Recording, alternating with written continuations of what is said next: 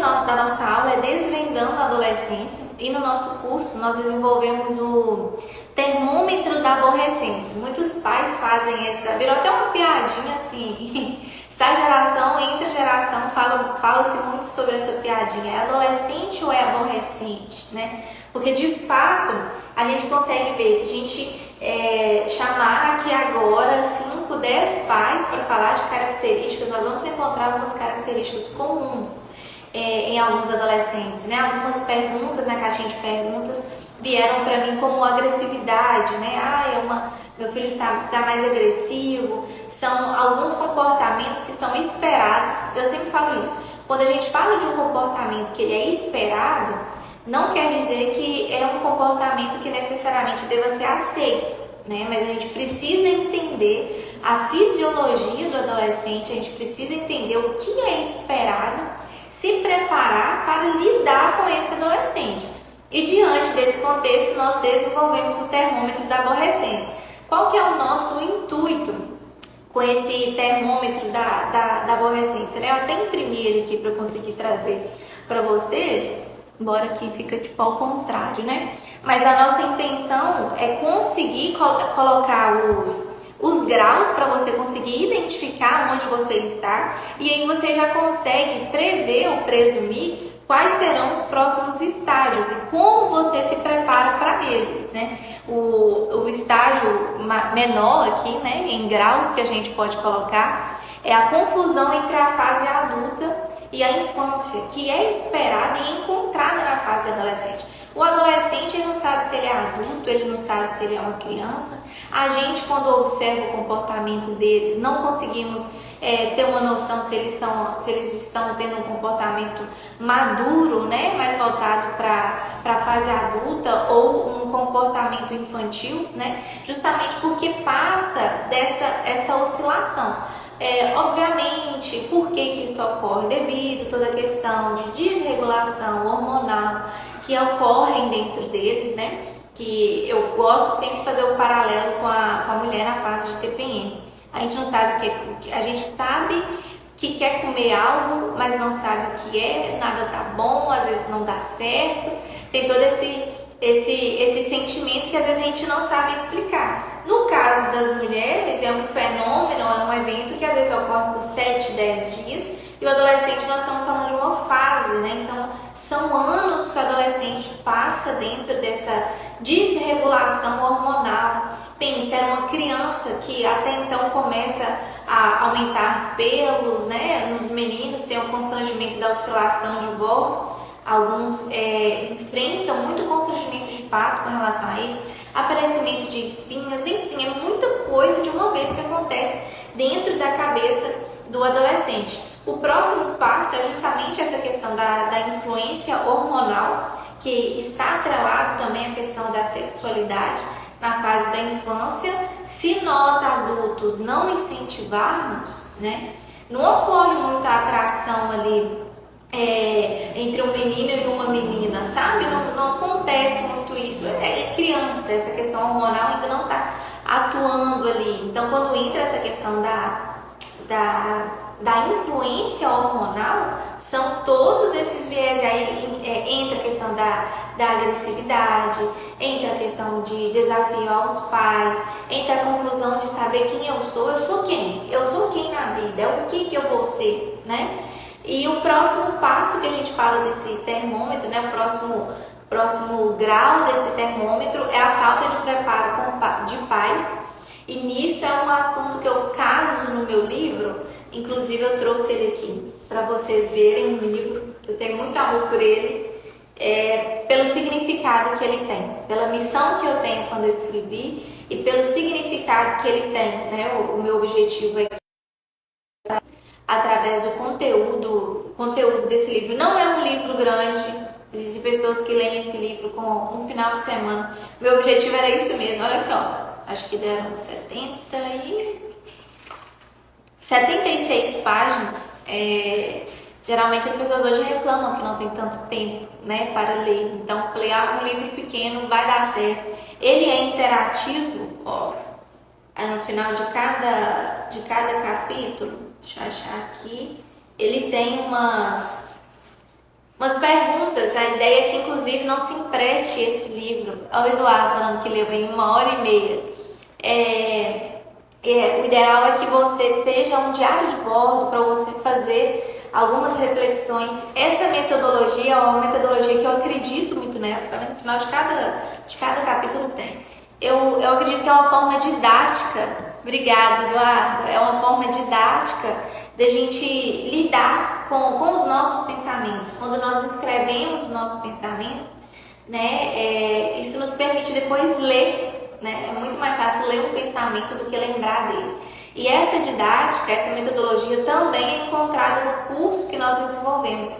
No final de cada aula tem lá um arquivo em PDF com um resumo e um espaço. Eu sou a do papel, eu estou aqui com vocês tudo com papel mesmo. Eu gosto desse escrever. E lá no curso eu até deixei essa orientação, se alguém quiser imprimir para escrever. Meu intuito é que você consiga se observar como você era antes e como você é depois da leitura do livro. Como você enxerga antes e como você enxerga depois das aulas do curso. É conseguir fazer esse exercício para vocês observarem, né?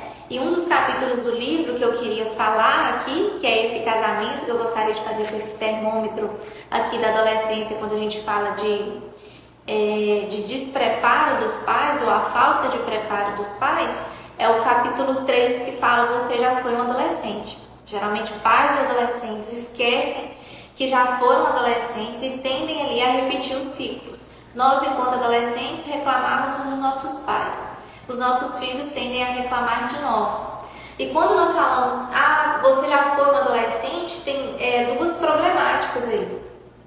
A primeira é que geralmente os pais, eles querem realizar, muitas vezes, eles querem realizar algumas faltas que eles tiveram na adolescência em cima dos filhos. Ou às vezes falam: eu não consigo entender por que meu filho é assim. Eu não consigo entender, ele tem tudo que eu não tive. É uma falta de empatia, de certa forma, porque você está enxergando o seu filho de acordo com a sua perspectiva. Você, por vezes, enxerga a adolescência do seu filho baseada na sua adolescência, só que nós não estamos falando da mesma pessoa, nós não estamos falando da mesma época.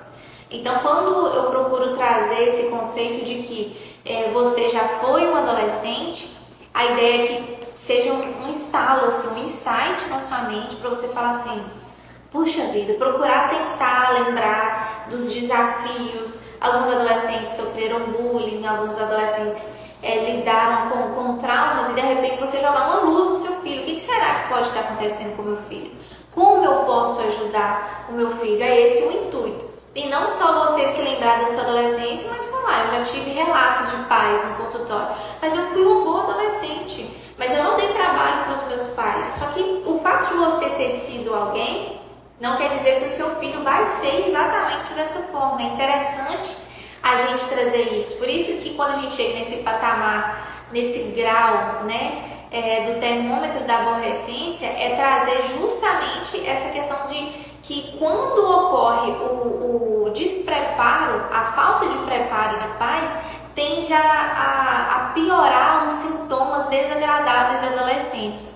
O Eduardo está falando aqui: como eu teria que incentivar a criatividade da minha filha sem parecer que eu estou forçando ela.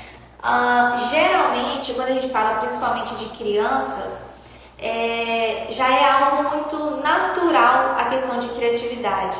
Algumas literaturas defendem que a criança ela nem precisa de brinquedo, a criança ela gosta de criar brinquedo. A criança gosta de criar brincadeiras, né? Agora a gente brinca disso, é algo muito natural. Agora, a família, quando a família ela já tem um contexto criativo, é muito natural que a criança ela simplesmente siga esse curso, porque os estímulos, né? Os incentivos, eles vão acontecendo de maneira muito natural, sabe?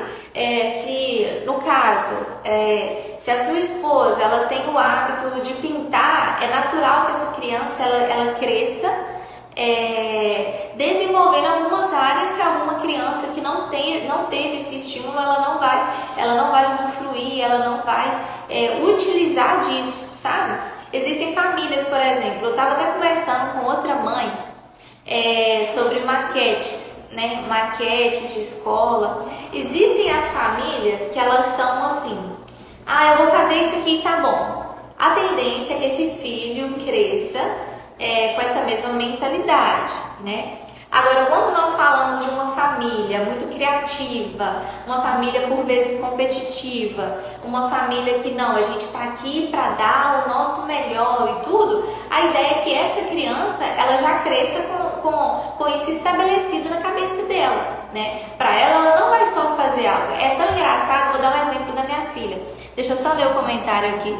Criativos do texto e a minha esposa artesã. Exatamente, é comum, você não precisa forçá-la, né? Quando a gente fala da sua filha, você não precisa forçá-la a ser criativa. É algo que o exemplo, ele diz muito mais do que as palavras, né? Quando nós colocamos os nossos filhos para arrumar a cama e a gente não arruma a nossa, né? É algo que não flui, não funciona, não casa tão certo. Agora, se você ensina e paralelo a isso, o filho vê você fazendo, é algo com maior efeito. Eu consegui responder a pergunta?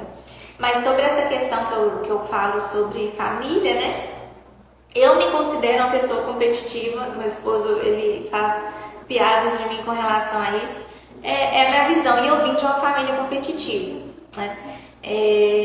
Meu pai é alguém perfeccionista, então eu cresci tendo essa ideia de que tipo, eu preciso fazer algo da melhor forma possível. Eu sou assim, o meu marido é assim, mas de uma forma mais leve. A minha filha, ela tem 4 anos, ela tem essa questão, ela tem essa naturalidade. Essa semana foi comemorado, se eu não me engano, não sei se é o dia do palhaço ou o dia do circo, e aí a gente está desenvolvendo algumas fantasias para ela ir. Gente, ela entra na história toda. Ela queria que comprasse a peruca, sabe? Pra ela não é só, vamos fazer um desenho. Ela quer ir da melhor forma possível, porque ela observa isso em várias outras coisas, em vários outros comportamentos dela. O Eduardo, com relação ao que você fala, com relação ao que você fala sobre força, fica tranquilo. Fica tranquilo. O que acontece? Alguns pais, lá na frente, eles tendem a passar por um processo um pouco difícil, que é sobre o que acontece. A criança, quando nós falamos de criança, nós pais somos responsáveis por elas. O que a criança fala diz muito sobre a família. Se a criança ela fala muito palavrão, isso quer dizer que ela está inserida no contexto de palavrão. Né? Se a criança ela é mais agressiva, isso diz sobre, não estou falando que estou falando que diz sobre, né?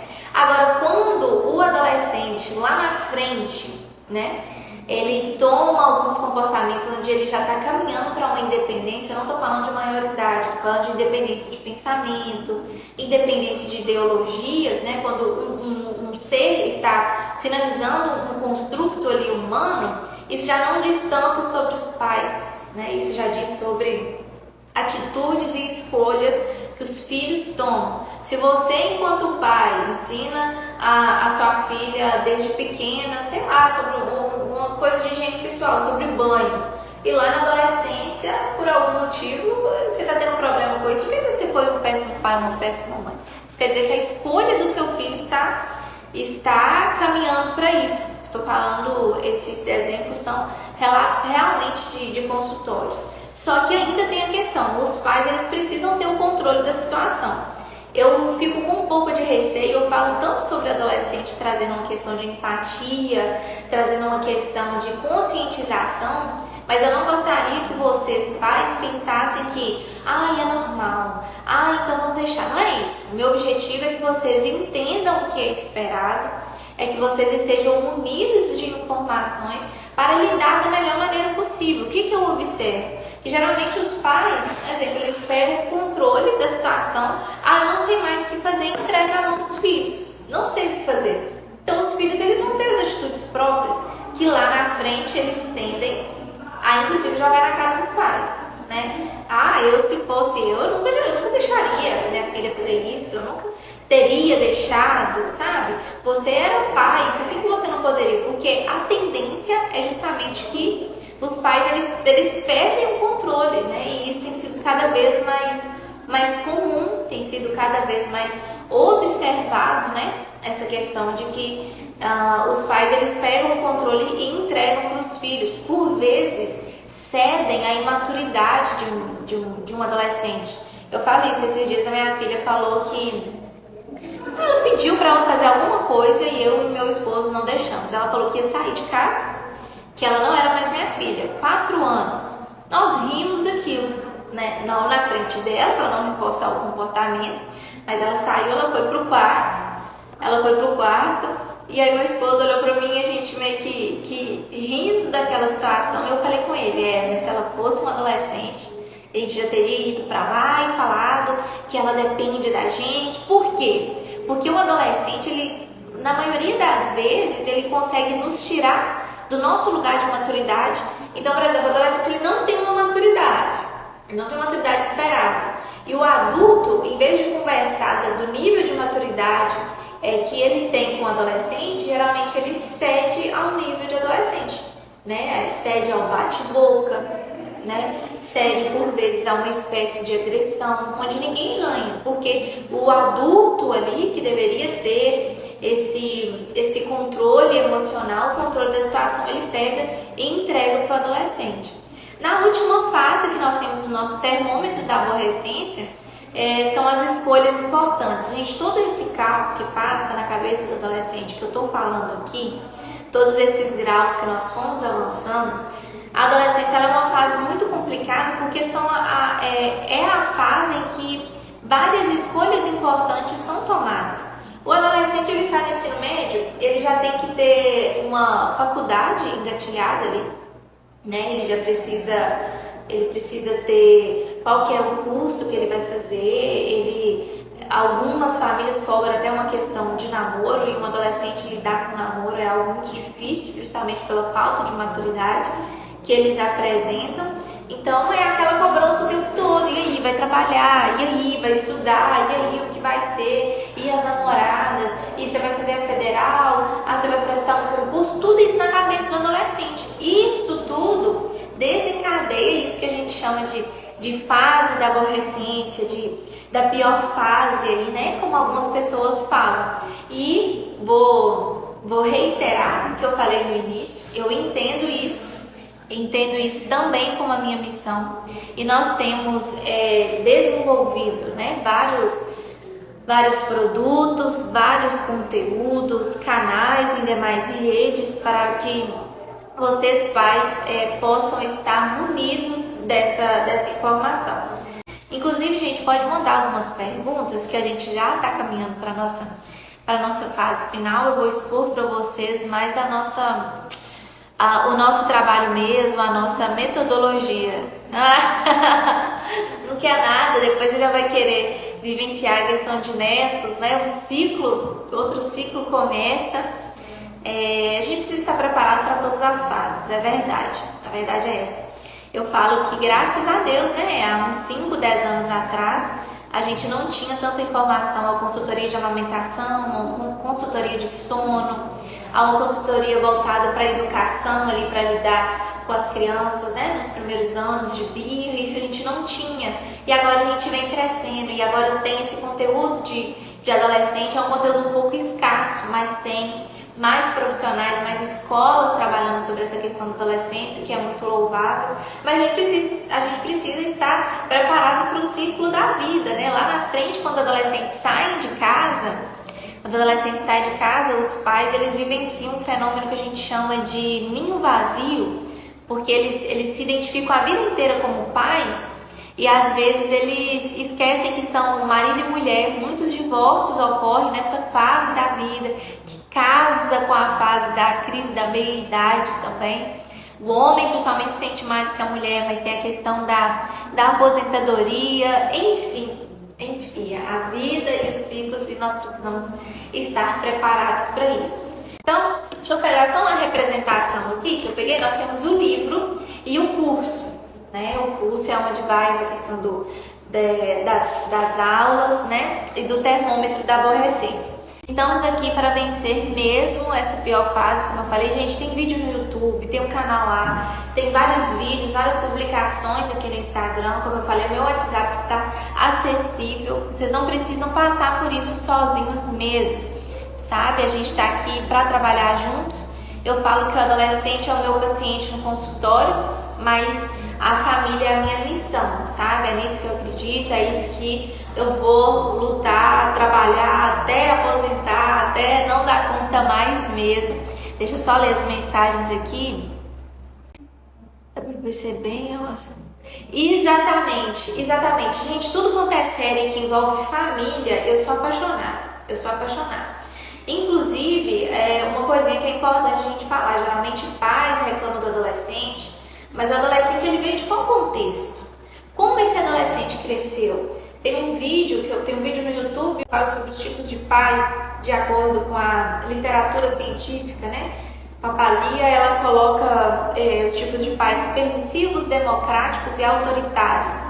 Aí lá você consegue identificar as características e os males que isso ocorre, né? O melhor tipo de pais ali são os pais democráticos, né?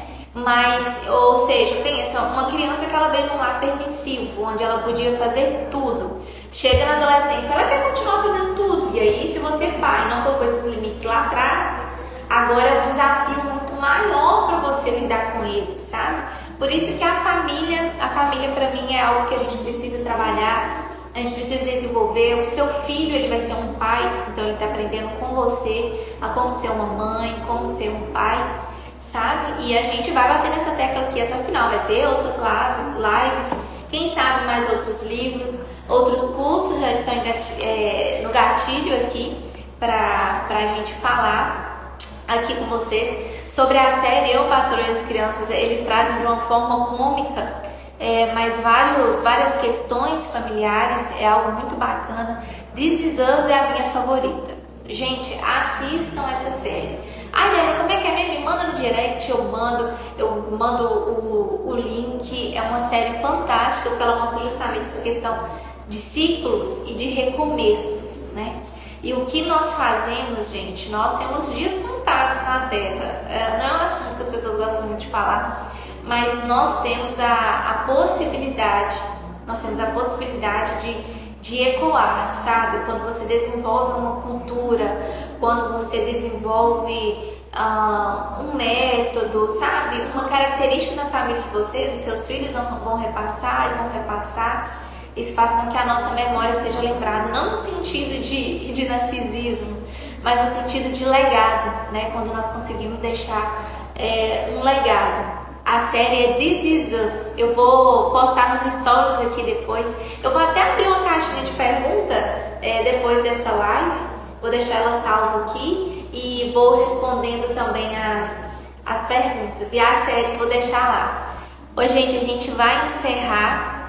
Eu gostaria de agradecer vocês que participaram, quem esteve no início até agora, quem pôde dar só uma passada. É sempre muito enriquecedor para mim quando nós estamos nesse contato. Eu cresço muito profissionalmente como pessoas quando estamos nesse contato.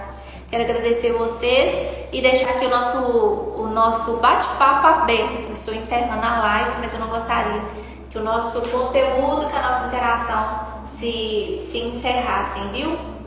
Um beijo para vocês. Obrigada. Tchau, tchau.